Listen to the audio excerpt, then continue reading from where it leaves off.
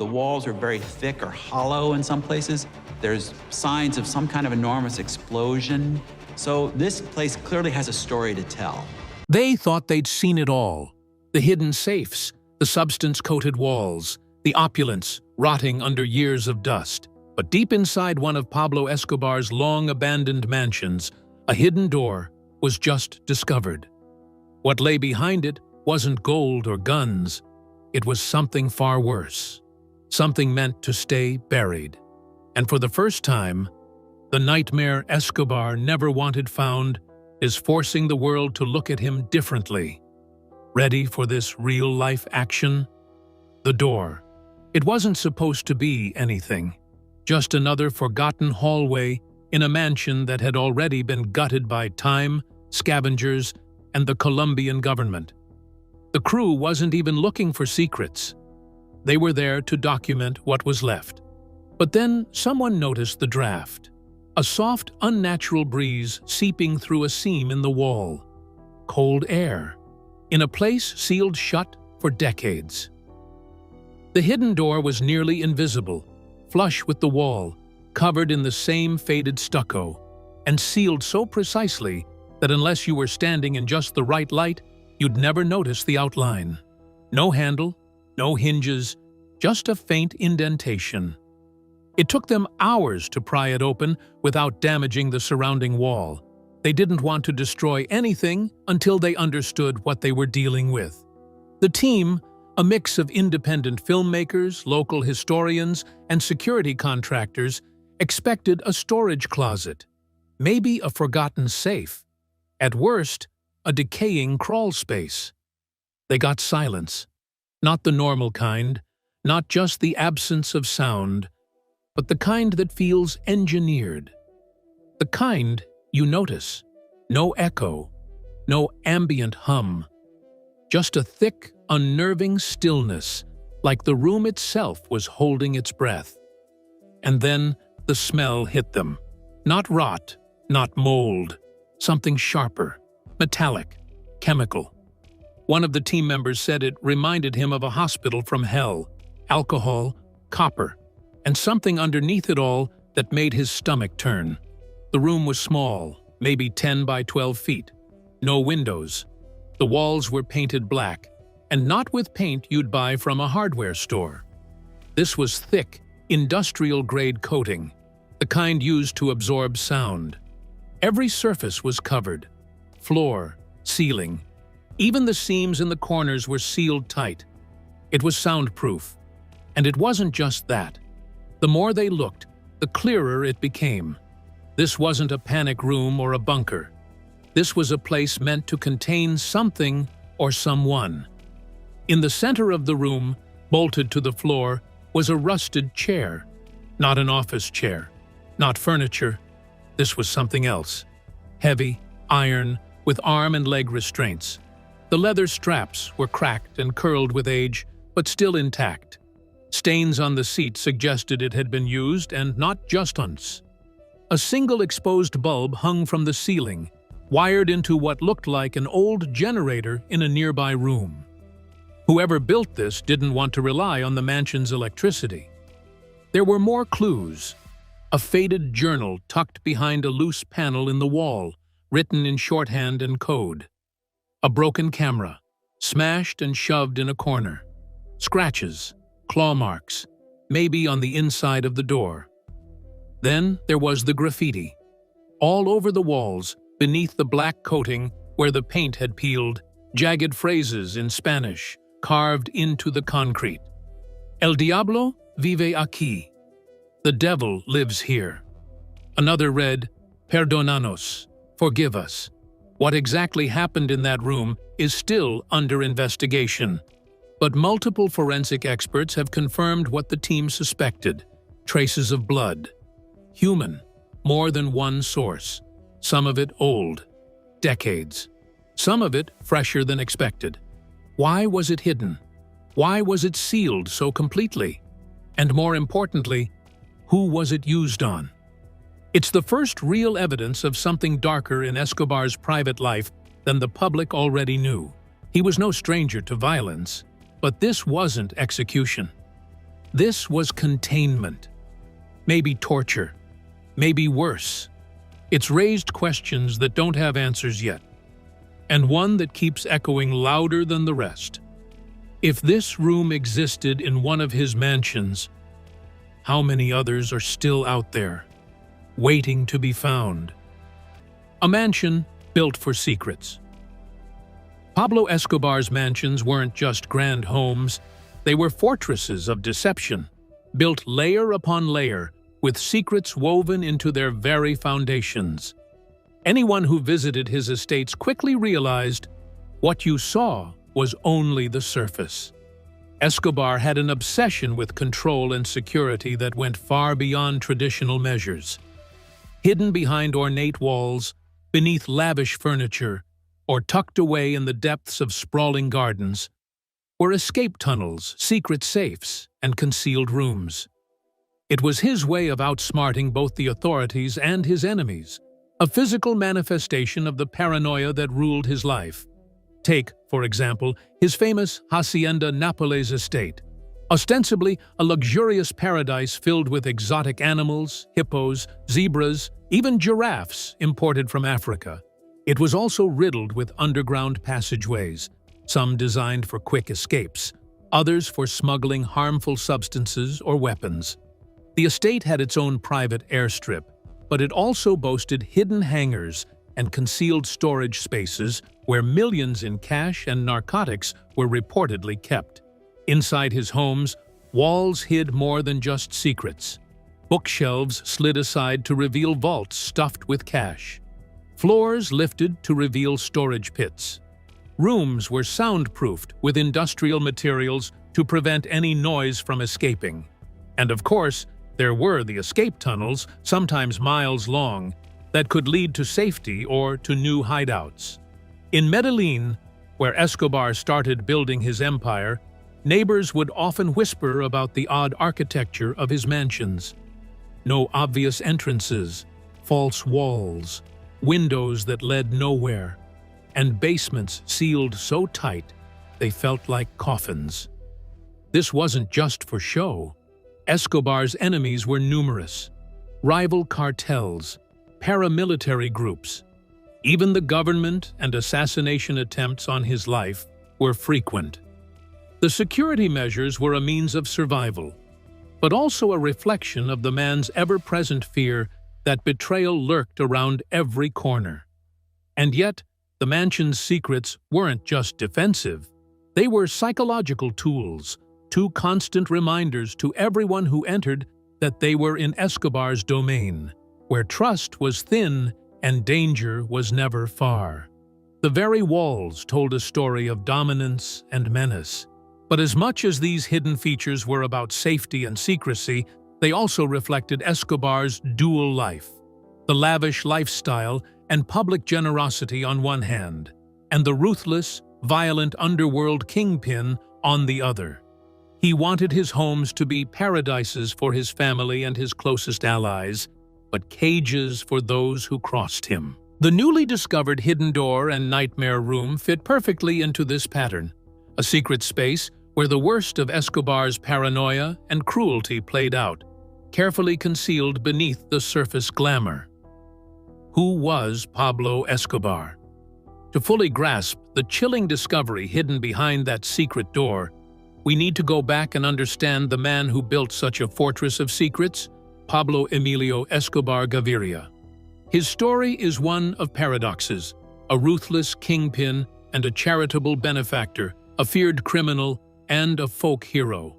But above all, he was a man who lived and breathed power, a power so vast it reshaped Colombia and the harmful substance UG forever.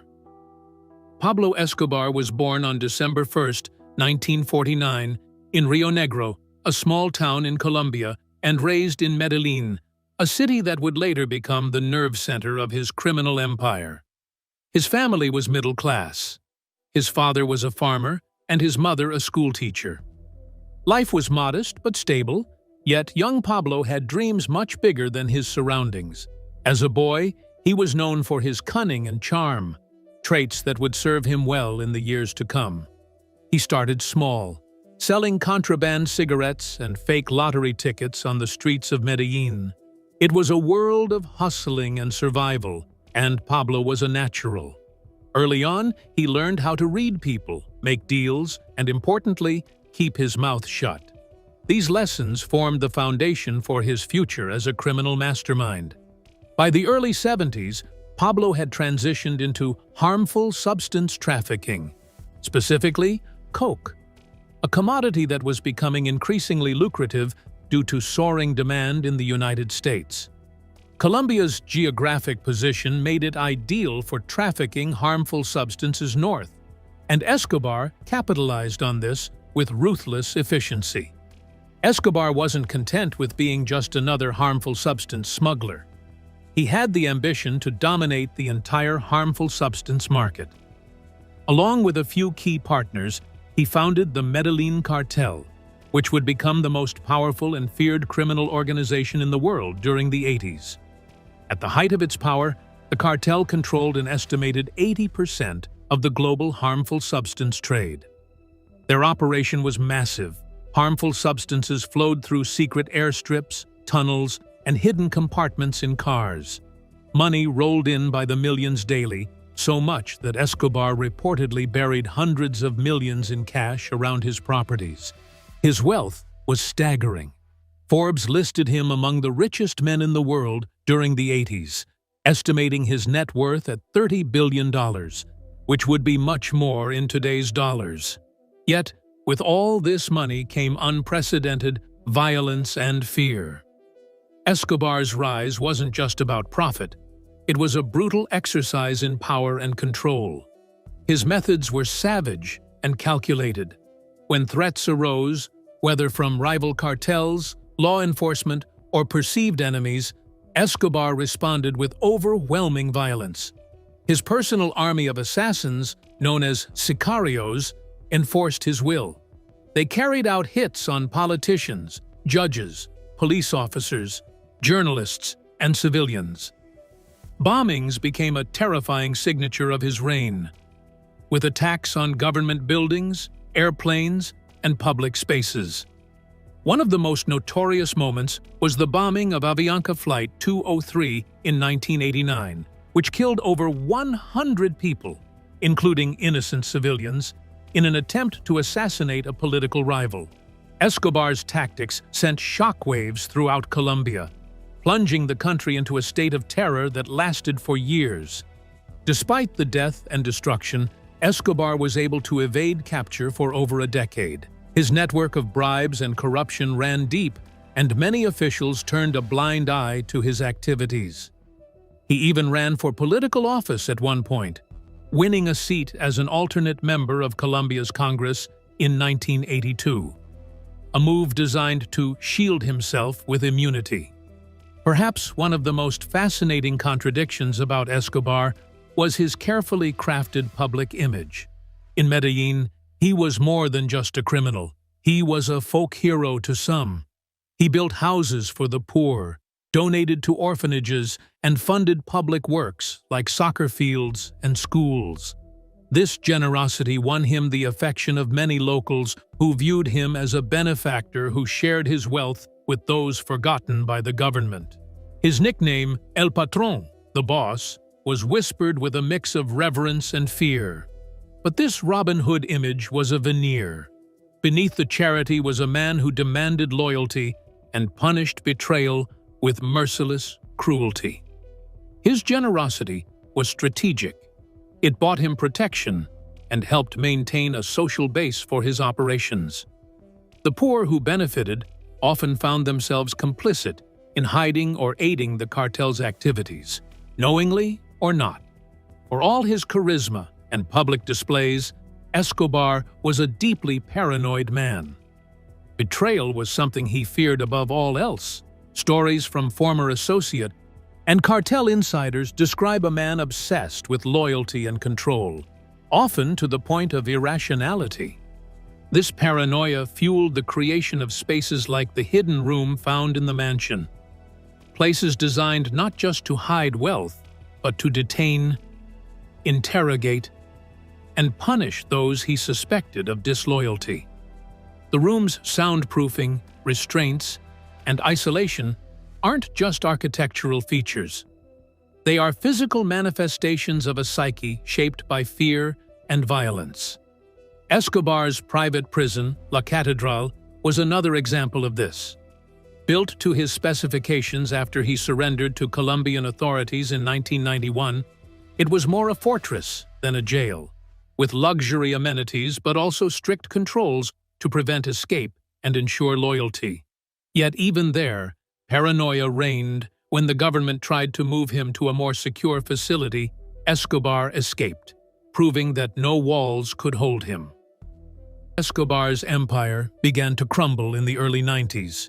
The Colombian government, with increasing pressure and aid from U.S. agencies like the DEA, launched a massive campaign to capture or kill him.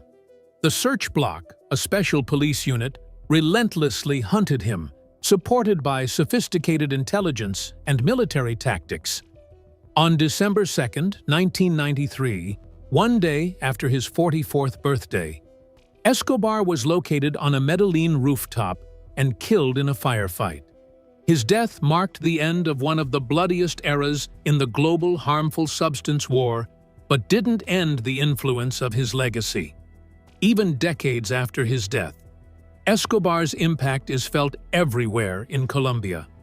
The harmful substance routes he pioneered are still active, and his family remains in the public eye. His former properties, including the infamous Hacienda Nápoles, have become tourist attractions, while others have been demolished or reclaimed by nature. The mythos surrounding Escobar continues to grow, fueled by popular culture, from Netflix's Narcos series to countless books and documentaries. Yet, the truth behind the legend is far more complex, brutal, and unsettling. Understanding Escobar as a man of contradictions, generous yet violent, charismatic yet paranoid, visionary yet ruthless, helps explain why secrets like the hidden door exist. They are shadows cast by the man's life, etched into walls, meant to contain his darkest impulses. The Nightmare Room. Stepping inside that hidden room was like entering a nightmare, carefully preserved in shadow. The thick black walls swallowed any light, making it feel less like a room and more like a tomb. The iron chair in the center was the focal point, a relic of cruelty that didn't belong in any home, no matter how twisted the owner. Thick leather straps dangled from the armrests and legs, cracked and brittle with age, but still exuding menace. Nearby, rusted chains hung from hooks bolted into the ceiling and walls, their purpose chillingly clear. At first, no one wanted to speak about it. The team worked in silence, recording every inch, every detail, all while grappling with the weight of the discovery. The room wasn't just a place for holding someone. It was designed for torment, for psychological and physical suffering. Forensic experts later confirmed the presence of blood traces in multiple spots, some old, some more recent than anyone expected. The pattern suggested more than one victim, and perhaps more than one session. This wasn't a forgotten closet for keeping secrets. It was a place where horrors had unfolded. Inside the crumbling walls, scraps of torn fabric, discarded cigarette butts, and remnants of something that looked like a makeshift pillow were found. It was as if someone had been kept there for long stretches, perhaps held captive, restrained, stripped of any comfort but the occasional cigarette and the faint, flickering light of that single hanging bulb. This kind of setup was terrifyingly consistent with what's known about Escobar's darker side. Stories from former cartel members, informants, and even his own relatives tell of secret detention rooms used to interrogate suspected traitors, snitches, or enemies. These were not quick executions. These were calculated acts meant to break people down, extract information, or punish in ways that left no visible scars. In the wider context of Escobar's reign, This hidden torture chamber sheds new light on the methods he employed to maintain absolute control over his empire. While his public image, carefully crafted or not, often showed a man with a complicated code of honor, the truth was far more brutal. His paranoia was legendary. He knew the stakes of his business. Betrayal could mean death not just for himself, but for his family and closest allies. The hidden room represented the physical embodiment of that paranoia, a place where suspicion was dealt with in the darkest way imaginable. But what's perhaps most haunting is that this room remained undiscovered for so long. Despite decades of investigation, law enforcement raids, and the ever-watchful eyes of journalists and treasure hunters, this chamber sat hidden behind a simple door, unnoticed. The discovery forced experts and historians to rethink what else might be out there. Secret rooms or tunnels that have never been exposed. If something this chilling can remain hidden for so long, what else is lurking in the shadows of Escobar's empire? As the team sealed the room for further forensic analysis, the question lingered. Was this the worst of it? Or was this nightmare just the tip of a much darker iceberg?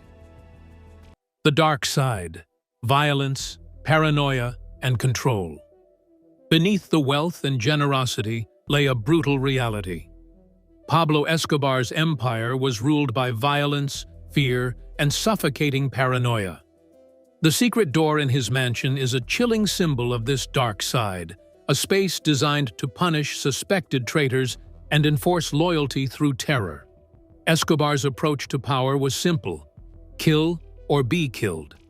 Throughout the 80s, his cartel waged a ruthless war against the government, law enforcement, and rivals, marked by bombings, assassinations, and public displays of brutality. The 1989 bombing of Avianca Flight 203, which killed over 100 innocent people, sent a terrifying message: no one was beyond his reach. Paranoia defined Escobar's rule. Trust was scarce, even among his closest allies. His inner circle lived in constant fear, knowing betrayal could mean imprisonment, or worse, behind hidden doors like the mansion's secret chamber. This fear fueled a relentless cycle of suspicion and violence. Escobar's control extended beyond violence. His philanthropic efforts, including housing and community projects, were calculated moves to buy loyalty and maintain influence. This combination of terror and charity kept entire communities under his grip. The peak of his control was La Catedral, the luxurious prison he built for himself after surrendering in 1991. More a fortress than a jail, it symbolized his ability to bend the system to his will. When authorities attempted to transfer him, he escaped, proving even captivity was just part of his game. This dark reign left deep scars on Colombia, shattering families, communities, and trust in institutions. The nightmare room behind that hidden door is a stark reminder of a world where power thrived on fear, secrecy, and ruthless control. How Escobar's fortune changed Colombian society. Pablo Escobar wasn't just a criminal. He was a force that reshaped Colombia's social and economic landscape in ways that still ripple through the country today. His staggering fortune was more than just piles of cash and flashy cars. It was a disruptive tsunami that altered communities, markets, and power structures, leaving behind a tangled legacy of wealth, corruption, and inequality. When Escobar's cartel exploded into the world's biggest harmful substance supplier, billions of dollars flooded into Colombia at a pace no one had seen before. It was a kind of economic shock, a sudden injection of money that bypassed traditional markets, regulations, and social checks. In Medellín, the city where Escobar grew up and built his empire, this influx was impossible to ignore. New money bought mansions that rivaled palaces. sprawling estates with swimming pools, exotic animals, and private airstrips. Streets once lined with modest homes suddenly found themselves overshadowed by golden gates and armed guards.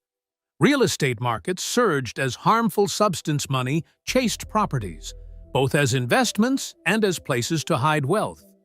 This created inflation in housing prices that pushed out many locals who couldn't compete with the cartel's cash. Neighborhoods transformed overnight.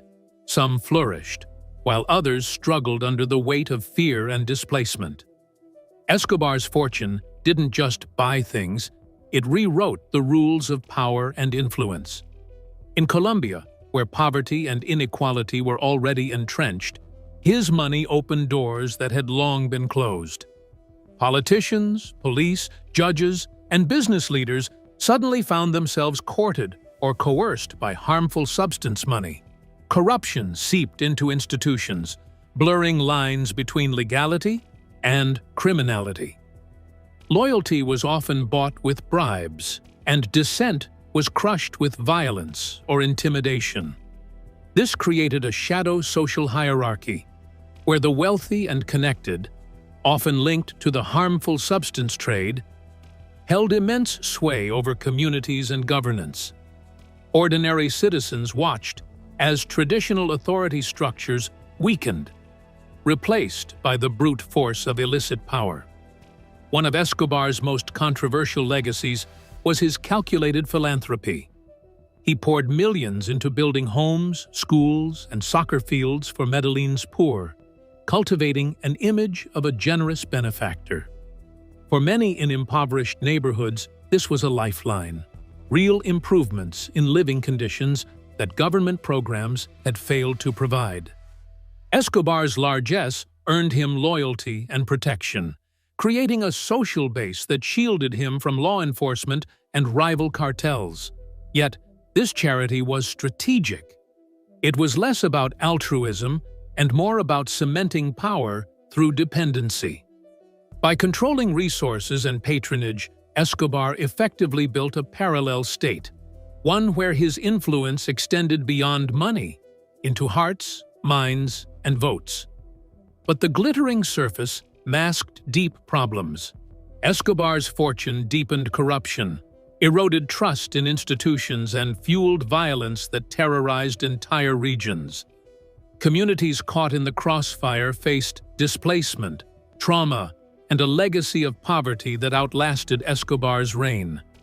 Government officials who resisted corruption often found themselves targets of assassination or intimidation.